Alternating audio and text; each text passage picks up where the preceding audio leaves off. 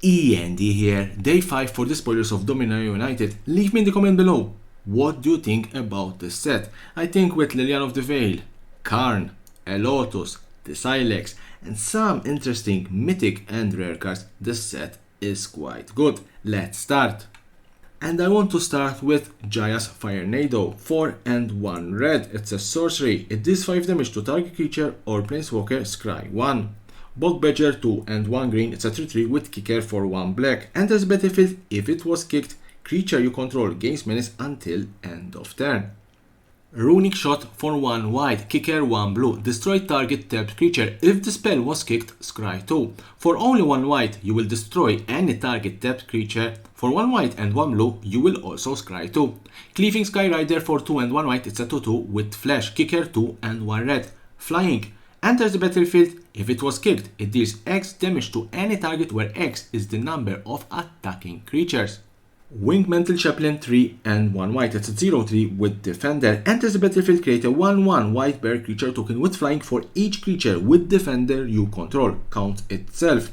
Whenever another creature with Defender enters the battlefield under your control, create a 1/1 white bear creature token with flying. Lagomos Hand of Hatred, 1/1 black and 1 red, it's a 1/3. At the beginning of combat on your turn, create a 2/1 red elemental creature token with trample and haste. Sacrifice it at the beginning of the next end step. Tap, search your library for a card, put it into your hand, then shuffle. Activate only if 5 or more creatures died this turn. Joda's Codex, 4/5, it's an artifact, domain, 5, tap, draw a card. This ability costs 1 less to activate for each basic land type among lands you control. If you don't know how to play domain, I did a tutorial explaining this particular mechanic, how it works. Rona Shielded Faithful, 1/1 blue and 2 black, it's a 3/4. Whenever you cast an instant or sorcery spell, each opponent loses 1 life. You may cast Rona Shielded Faithful from your graveyard by discarding 2 cards in addition to paying its other costs. The rare cards, Anointed Peacekeeper, 2 and 1 white, it's a 3/3 with Vigilance. Enters the battlefield, look at an opponent's hand, then choose any card name. Spells an opponent casts with the chosen name cost 2 more to cast. Activated abilities of sources with the chosen name cost 2 more to activate unless they are mana abilities. Vodelian Mindsinger, 1 and 2 blue, it's a 2/2. Kicker for 1 and 1 red and or 1 and 1 green, which means that you can pay 1 or 1 red or 1 and 1 green, or you can pay 1 and 1 red, 1 and 1 green together.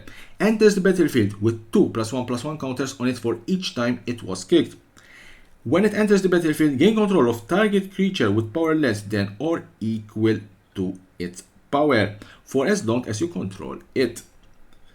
Haughty Vision for 1 and 2 blue, asterisk 4, flying. Its power is equal to the number of instant and sorcery cards in your graveyard. Instant and sorcery spells you cast cost 1 less to cast. Defiler of Flesh, 2 and 2 black. It's a 4/4 with menace. As an additional cost to cast black permanent spells, you may pay 2 life. Those spells cost 1 black less to cast if you paid life this way.